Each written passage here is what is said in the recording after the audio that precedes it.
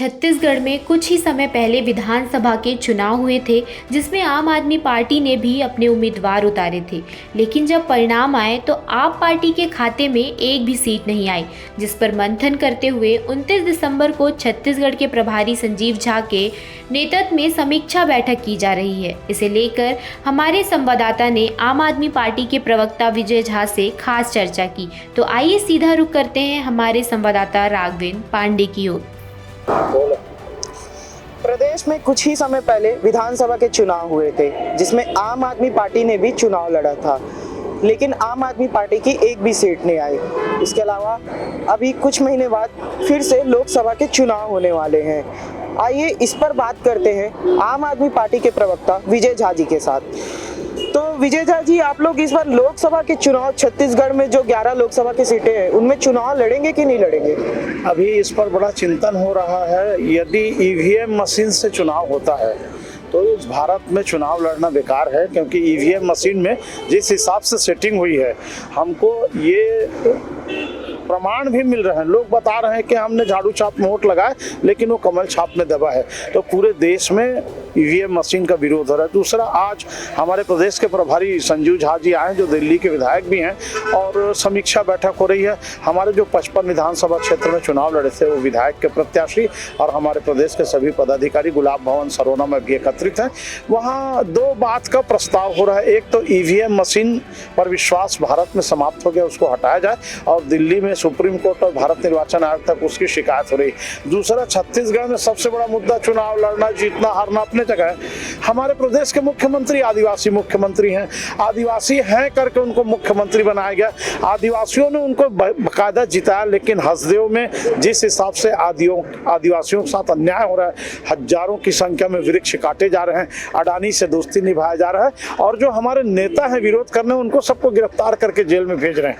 मैं आपके माध्यम से मुख्यमंत्री जी से अपील करूंगा कि केवल आदिवासी होने की बात न करें, आदिवासी होना प्रमाणित करें, आदिवासियों की रक्षा करके बताएं कि मैं आदिवासी हूं। तो आम आदमी पार्टी लोकसभा चुनाव की तैयारी के लिए समीक्षा कर रहा है, चर्चा कर रहा है, और पूरे देश में इस संबंध में चर्चा होगा। और लगातार जो गठबंधन बना हुआ है, इंडिया गठबंधन, उस पर भी चर्चाएं हो रही है। यदि सीटों का तालमेल होता है तो तालमेल, नहीं तो 11 सीट में लोकसभा चुनाव भी लड़ने का प्रयास करेंगे, लेकिन ईवीएम मशीन रहेगा तो बहुत गड़बड़ है। देखिए, आज मोदी की गारंटी बोल रहे हैं। प्रदेश के और हिंदुस्तान के लाखों शासकीय कर्मचारियों का जो एनपीएस ओपीएस वाला मुद्दा है 2004 के बाद, वो पछड़े में पड़ गया। रिजर्व बैंक ऑफ इंडिया बोलता है कि यदि राज्य सरकार पुरानी पेंशन योजना लागू करेंगे तो भारत की आर्थिक स्थिति खराब हो जाएगी। स्वयं वित्त मंत्री, केंद्रीय वित्त मंत्री सीतारमैया मैडम ने कह दिया कि हम नहीं दे पाएंगे। तो ना पुरानी पेंशन मिलने वाली है अब, ना एनपीएस मिलने वाला। मुझको लगता है कि नए बजट में एक नया प्रस्ताव देश के शासकीय सेवकों के लिए आएगा, बीमा टाइप का। आप प्रीमियम पटाइए, आपके लाइफ का हम बीमा करेंगे। कुल मिलाकर के लाखों करोड़ों कर्मचारियों के साथ भी अन्याय हो रहा है। तो कहा है कि फिर मोदी की गारंटी वहां जा रहा है 5 किलो चावल फ्री में देंगे। एक तरफ आप रेवड़ी बांटने का आरोप लगाते हो, गारंटी की बात करो। जिस दिन अरविंद केजरीवाल जी ने अपनी गारंटी जारी किया, यही हमारे भारत के प्रधानमंत्री नरेंद्र मोदी जी ने कहा गारंटी देने वालों की क्या गारंटी, और नकल करके खुद अपना गारंटी दी। आज सरकार बना है 3 राज्य में, और जो गारंटी दिए हैं वो पालन नहीं हो रहा है। छत्तीसगढ़ राजधानी की बात करें, रोज कानून व्यवस्था, मर्डर, हत्या, लूट, चोरी हो रहा है। गृह मंत्री है ही नहीं है साहब। 5-7 दिन हो गया मंत्रिमंडल का, विभाग का बंटवारा नहीं हो रहा है। तो अब इससे ज्यादा क्या होगा। एक शायर ने कहा कि हम पद और गोपनीयता की शपथ लिए, पद मिल गया लेकिन विभाग जो है गोपनीय बना हुआ है। तो ये स्थिति है। कुल मिलाकर के आम आदमी पार्टी जनता के लिए, छत्तीसगढ़ की जनता, देश की जनता के लिए संघर्ष करेंगे, और हम अरविंद केजरीवाल जी की जो नीति है, उनके जो गारंटी है, उसके लिए लोगों को समझा के आगे हम काम करते रहेंगे। हम निराश नहीं हैं, हम थके नहीं हैं। परिणाम क्या है ये देश की जनता भी जान रही है, स्वयं भाजपा वाले जान रहे हैं। जो सोच रहे थे मैं हार रहा हूँ करके 50-60 हजार वोट से जीत गए हैं, अंतर आत्मा उनकी बता रही है कि सच्चाई क्या है। ऐसा आप कह के ईवीएम के ऊपर आरोप लगा रहे हैं। ईवीएम के ऊपर ही नहीं, आप चुनाव आयोग के ऊपर भी कहीं ना कहीं आरोप लगा रहे हैं। इस पर आप क्या कहना चाहेंगे? भाई चुनाव आयोग से मांग कर रहे हैं भारत के बहुत सारे राजनीतिक दल कि फिर से मतपत्र से चुनाव होना चाहिए ताकि मतदान की विश्वसनीयता। आपने खुद देखा मीडिया में कुछ लोग जो स्वयं अपने आप को वोट दिए हैं, उम्मीदवार हैं, वो मतदान किया लेकिन उसका नाम नहीं बता रहे, जीरो बता रहे। ये कौन सी नीति है, ये कौन सा ईवीएम मशीन है? कहीं ना कहीं गोलमाल है। और वो हैदराबाद की कंपनी सब ईवीएम मशीन को की थी और उनके द्वारा सब किया गया था। सामान्य नागरिक उसको समझता नहीं। भारत में यदि निष्पक्ष लोकतंत्र की रक्षा करना है और निष्पक्ष चुनाव कराना है तो तत्काल ईवीएम को बंद करके पुरानी परंपरा मतपत्र से मतदान होना चाहिए।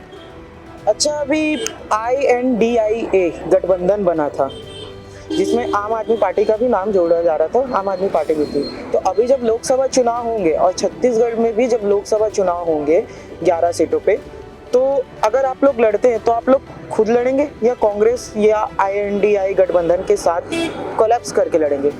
देखिए, अभी तो ये गर्भ में है कि क्या निर्णय होगा। लोकसभा चुनाव जैसे जैसे आएंगे, आप देख रहे हैं इंडिया गठबंधन का बार बार मीटिंग हो रहा है और निश्चित रूप से उसमें ये प्लानिंग हो रही है कि जो मोदी जी की गारंटी या मोदी जी का जो एक प्रकार से लोकतंत्र में प्रशासनिक दादागिरी चल रहा है उसको रोकने के लिए सब एक होकर के चुनाव लड़ेंगे। अब ये तो हमारे बड़े लीडर आदरणीय अरविंद केजरीवाल जी, भगवंत मान जी निर्णय करेंगे कि 11 सीट में आम आदमी पार्टी लड़ेगी कि कांग्रेस या अन्य राजनीतिक पार्टियों से गठबंधन करेंगे। लेकिन लोकतंत्र में संघर्ष करते रहना है। चुनाव लड़ना, जीतना, हारना, पद प्राप्त करना, ये आम आदमी पार्टी का उद्देश्य नहीं है। आम आदमी पार्टी का उद्देश्य देश की जनता, महिलाओं, बेरोजगारों, गरीबों का सेवा करना है, यही मुख्य उद्देश्य है। जी, मेरा आपसे एक आखिरी सवाल है।